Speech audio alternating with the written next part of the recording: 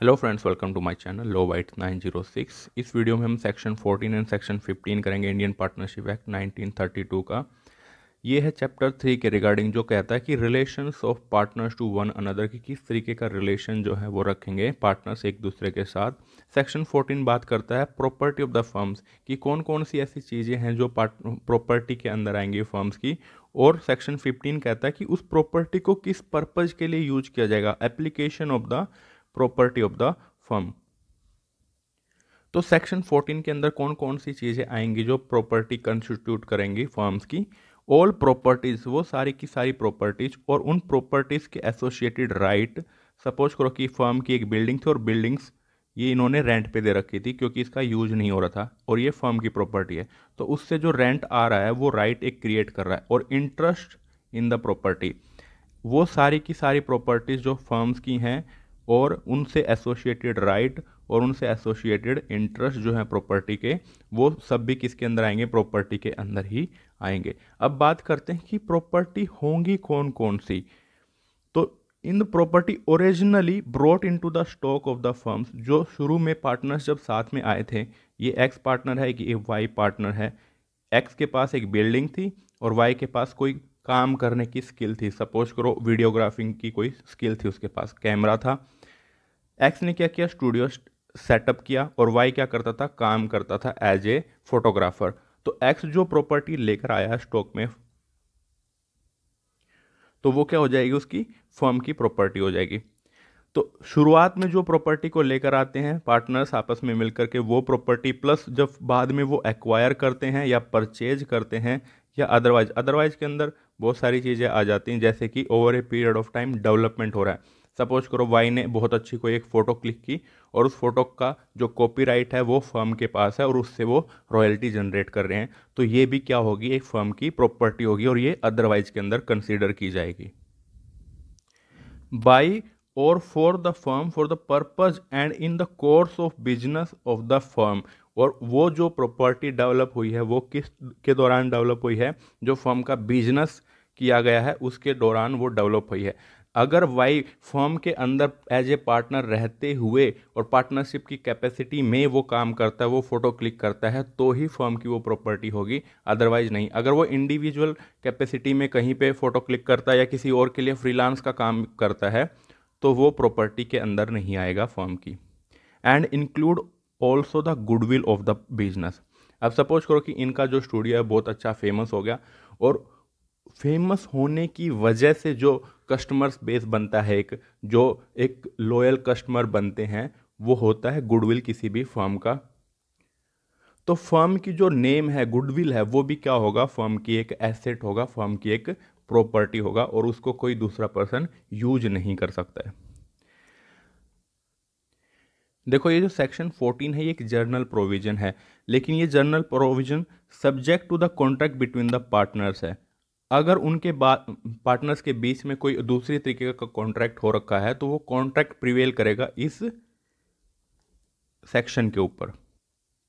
Suppose करो कि इसमें जब एक्स ने जो अपनी बिल्डिंग दी थी स्टूडियो बनाने के लिए और उनके बीच में ये कॉन्ट्रैक्ट हो गया कि जब तक हम पार्टनरशिप फर्म के अंदर हैं तब तक ये पार्टनरशिप क्या प्रॉपर्टी जो है वो पार्टनरशिप फर्म की रहेगी, अदरवाइज मेरी हो जाएगी। ठीक है, तो इस तरीके का कॉन्ट्रैक्ट अगर उन्होंने कर रखा है तो ये सेक्शन नहीं प्रिवेल करेगा, बल्कि वो जो उनका कॉन्ट्रैक्ट है वो प्रिवेल करेगा इस सेक्शन के ऊपर।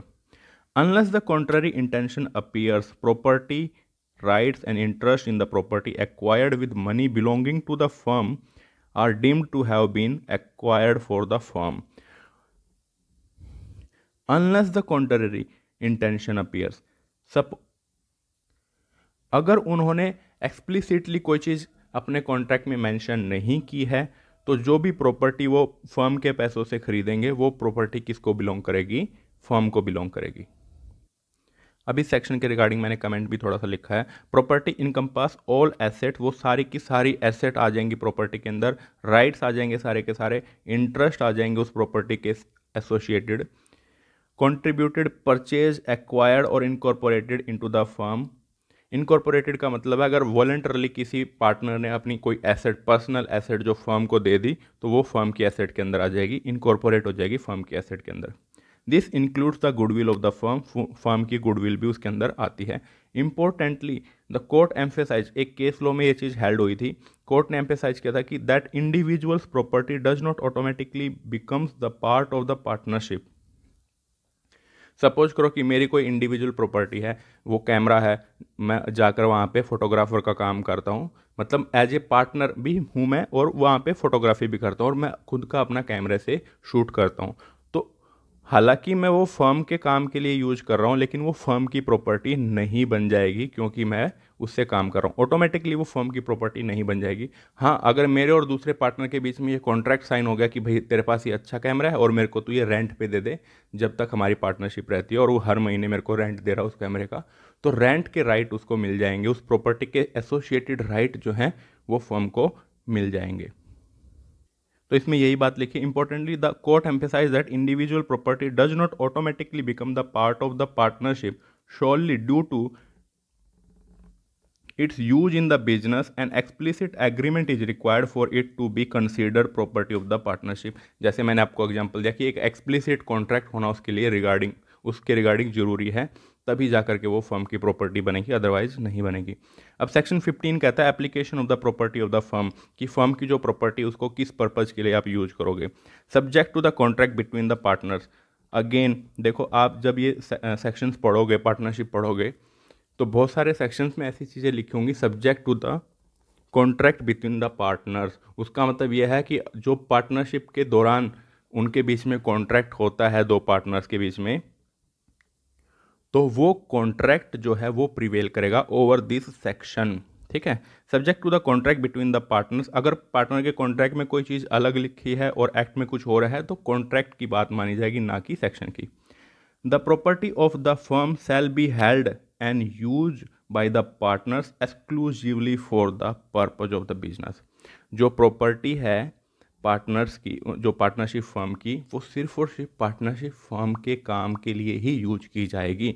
एक बार सपोज करो मैंने अपना कैमरा जो है वो पार्टनरशिप फर्म को रेंट पे दे दिया, तो मैं उससे अपने पर्सनल कैपेसिटी में फ़ोटोग्राफी नहीं कर सकता, अपने पर्सनल दूसरे बिजनेस में एंगेज होकर के फ़ोटोग्राफी नहीं कर सकता हूँ, ये सेक्शन कहता है।